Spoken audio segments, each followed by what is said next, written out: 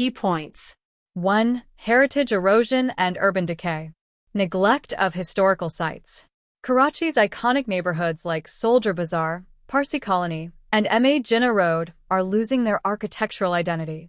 Laws for preserving heritage sites exist, but are poorly enforced. Ill-conceived renovations.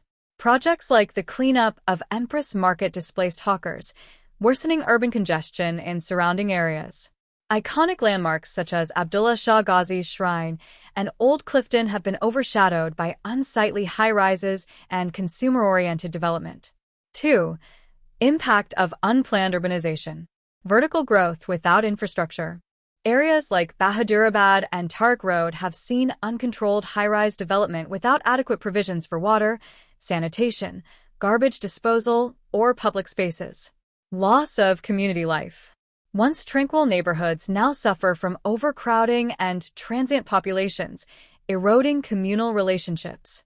3. Commercialization over community needs. Consumerism's toll. Greedy developers prioritize profits over preserving Karachi's heritage and dignity. Iconic areas are being transformed into replicas of Gulf cities, losing their unique identity. Harassment of homeowners. Landowners in high-value areas face pressure to sell, leading to poorly ventilated, densely packed residential blocks. 4. Consequences of neglect. Environmental degradation. Unplanned growth exacerbates pollution, with no attention to green spaces or sustainable practices. Loss of identity. Without preservation efforts, Karachi risks becoming a slum-like sprawl devoid of historical or aesthetic value. 5. Recommendations for revival. Sustainable urban planning. Introduce and enforce regulations for balanced vertical and horizontal growth, ensuring infrastructure matches population needs. Preservation of heritage. Strictly implement laws protecting heritage buildings, preventing commercial interests from erasing history. Community-centered development. Prioritize parks, public spaces, and amenities to foster better living conditions and community ties. Support for livelihoods. Provide designated areas for hawkers and vendors, integrating them into the urban fabric without displacing them. Conclusion. Karachi stands at a crossroads, with its rich history and vibrant character at risk of being buried under unchecked commercialization and urban decay.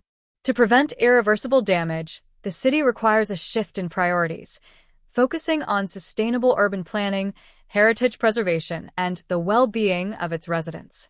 Karachi's appeal lies not in imitating other cities, but in embracing and protecting its unique identity. Crux. Karachi, once a city of historical and architectural significance, now suffers from unchecked urbanization, neglect of heritage sites, and rampant commercialization. The city's history and character are being eroded by unplanned growth, greed-driven development, and a lack of sustainable urban policies.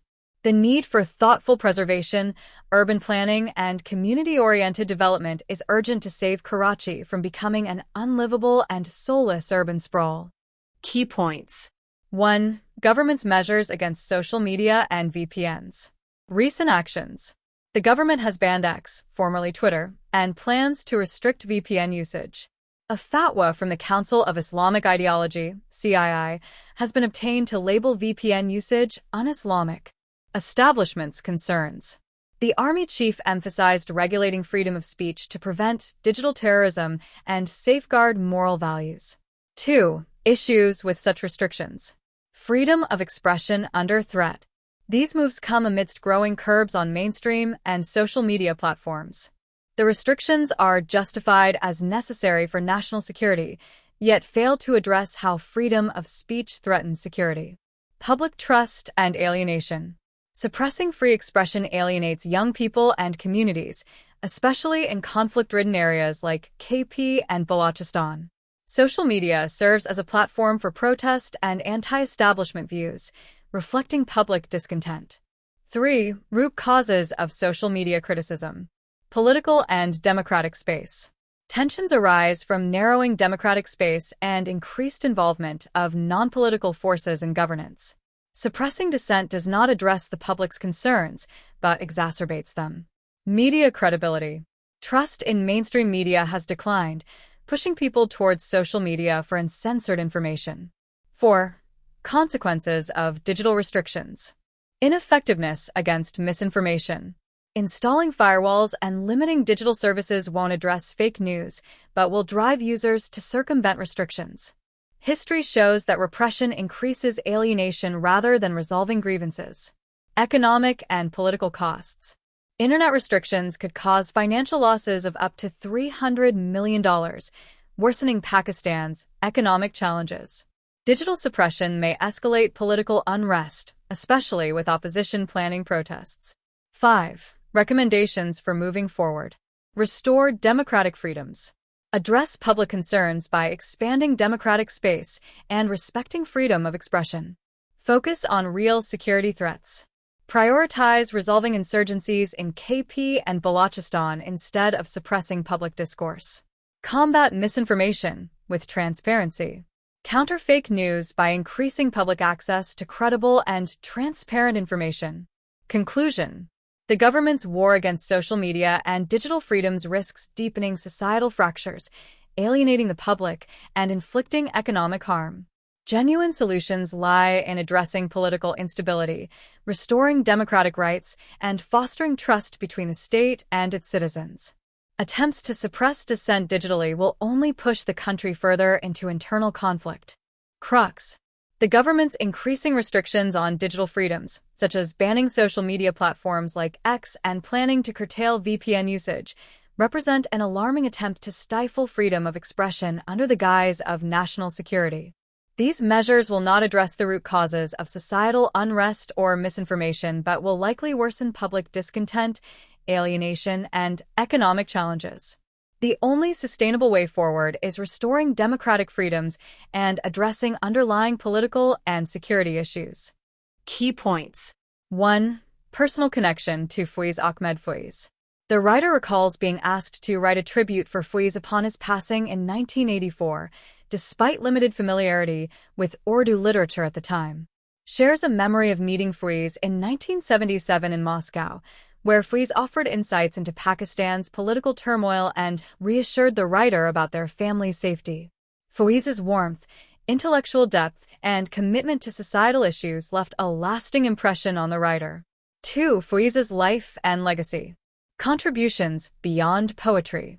Faiz was a journalist, literary critic, trade unionist, and internationalist, advocating for universal justice and solidarity.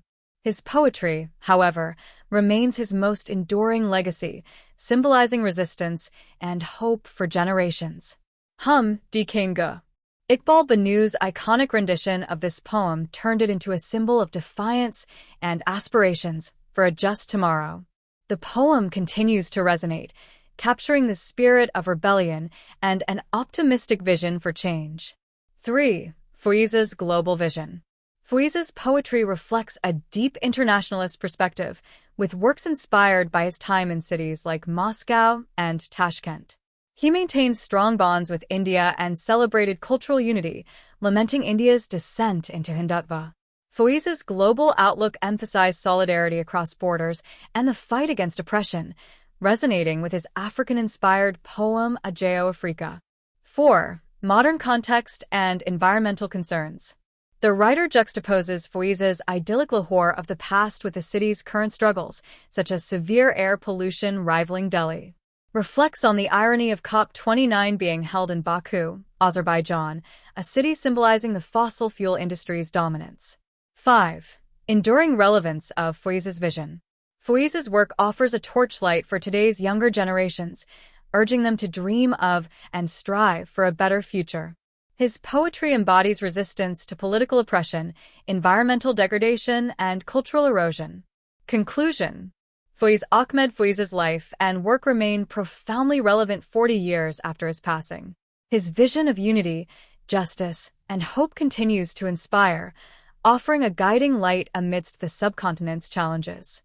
While the world grapples with crises ranging from environmental degradation to political authoritarianism, Faiz's message reminds us to envision a tomorrow filled with possibility and resilience.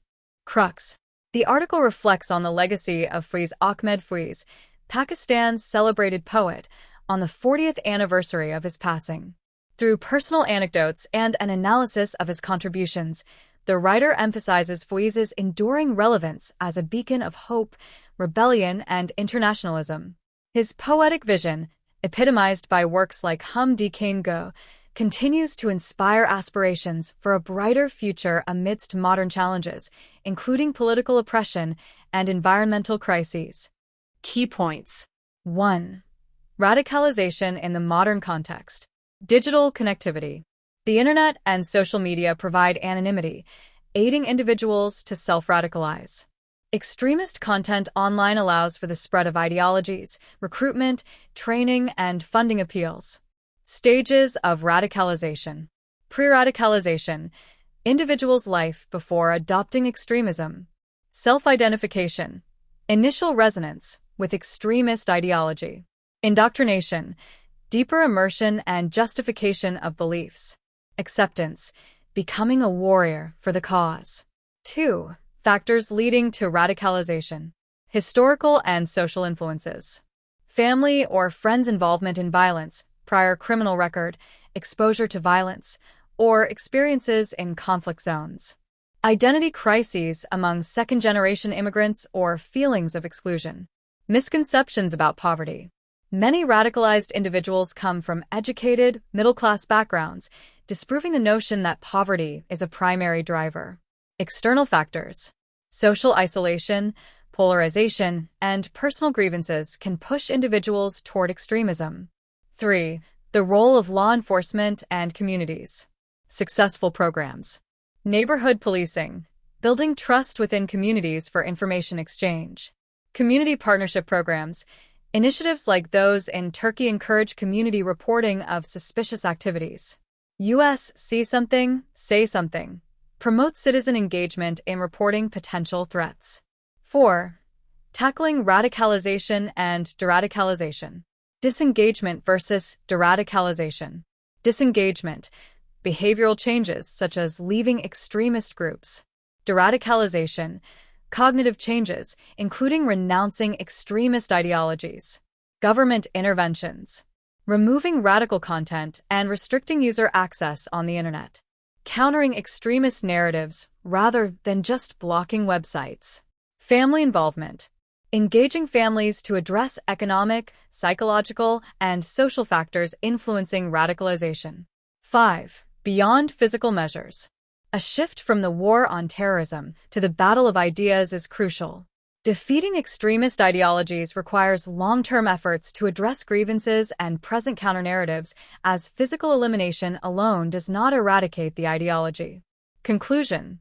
Radicalization is a complex, multifaceted challenge amplified by modern technology. Addressing it requires proactive community involvement, nuanced law enforcement strategies, and a shift toward defeating extremist ideologies through ideas and counter-narratives. Governments must focus on fostering inclusive societies while tackling the root causes of extremism to ensure sustainable peace. Crux. Radicalization, a timeless human tendency, has evolved in the digital age due to the internet's role in enabling self-radicalization. Individuals can now adopt extreme ideologies and organize independently without direct support, often influenced by political grievances, personal crises, or narratives of victimization. Addressing this menace requires community partnerships, law enforcement initiatives, and countering extremist narratives instead of solely relying on blocking content or physical confrontations. Key points. 1. Overblown security measures. The Islamabad police has requested thousands of security personnel from various agencies, FC, Rangers, Sindh, and Punjab police. 1,200 containers to block roads. Large stocks of anti-riot gear, rubber bullets, and tear gas shells. Section 144 has been extended for 2 months, signaling a preemptive clampdown on public gatherings. 2. Questions about necessity. The extensive preparations resemble preparations for war, raising questions about their necessity. Historically, large protests and sit-ins are common in Pakistan's political landscape. The PTI's march is not unprecedented. 3. PTI's role and responsibility. Rhetoric and pressure. PTI has framed the protest as a do or die moment, creating a high-stakes environment. Demanding lawmakers bring prescribed numbers of supporters under threat of losing party tickets suggests internal insecurities. Risks of escalation. Overzealous supporters may take extreme measures to prove loyalty, increasing the risk of unrest. The party must ensure its actions do not encourage violence or lawlessness. 4. Need for balanced governance. Police's role. Instead of overwhelming force, the Islamabad police should balance security measures with accommodating citizens' right to protest. Excessive displays of strength may further provoke tensions rather than mitigate them. Mutual responsibility. Both the government and PTI must adhere to the law and prioritize peaceful outcomes. The protesters must avoid framing the march as an attempt to conquer Islamabad. Conclusion. The situation calls for measured responses from both sides. While the PTI must moderate its rhetoric and ensure peaceful conduct, the Islamabad police should avoid excessive displays of force that create a climate of fear. Both parties must respect democratic norms and focus on maintaining order as the protest approaches.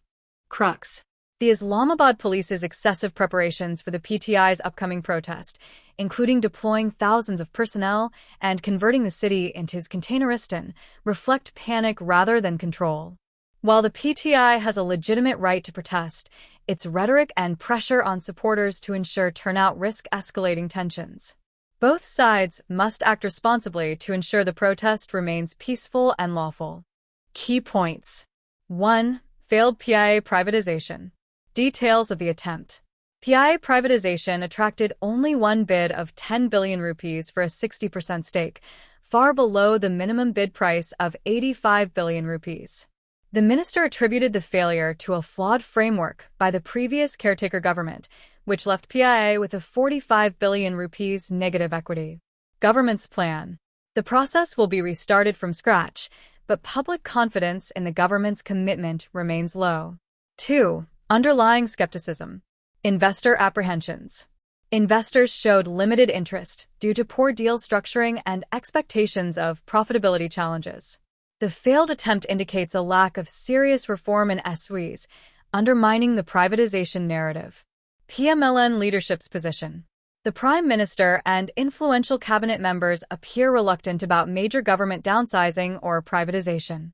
Promises to cut public sector expenses, abolish redundant ministries, and privatize SWEs have seen little to no progress. 3. Broader context of SOEs. Fiscal burden. SOEs and an oversized government administration significantly burden the national budget, contributing to the fiscal deficit. The IMF and multilateral agencies demand reforms as a condition for assistance, yet implementation is lacking. Impact on citizens. Public funds continue to sustain loss-making entities and inefficient governance, escalating economic pressure on citizens. 4. Challenges to privatization. Political resistance. Privatization is seen as politically sensitive, with fears of public backlash over job losses and asset sell-offs. Influential groups within the ruling coalition resist shrinking the state's economic footprint. Execution gaps. Critics allege the PIA attempt was pursued to conclude caretakers' efforts, rather than as part of a clear, broader privatization strategy. Conclusion. The failed PIA privatization highlights the government's lack of urgency in tackling SOE inefficiencies and implementing economic reforms. If the administration genuinely intends to address fiscal pressures and restore investor confidence, it must develop a coherent strategy for privatization, commit to transparent deal structuring, and demonstrate political will to reduce the state's economic footprint. Without decisive action, the public will continue to bear the cost of these inefficiencies. Crux. The failed attempt to privatize PIA exposes doubts about the government's commitment to addressing the inefficiencies of state-owned enterprises, SWEs. While the privatization minister blames a flawed framework and promises a restart, skepticism remains due to the lack of decisive actions to reduce government size or eliminate financial burdens caused by loss-making enterprises. Key points. 1. Contrast in performances. ODI triumph. Pakistan secured their first ODI series victory in Australia in 22 years, led by Mohammad Rizwan. T20 failure. The team was outclassed 3-0 by a second-string Australian side, struggling with both bat and ball. 2. Player performances. Batting struggles. Babar Azam found form too late, excelling only in the dead rubber third game. Rizwan failed to inspire, even sitting out the final game after a poor second match. The absence of Fakhar Zaman added to the batting woes. Bowling positives. Haris Rauf and Abbas Afridi were the standout performers, particularly in the second match where they restricted Australia.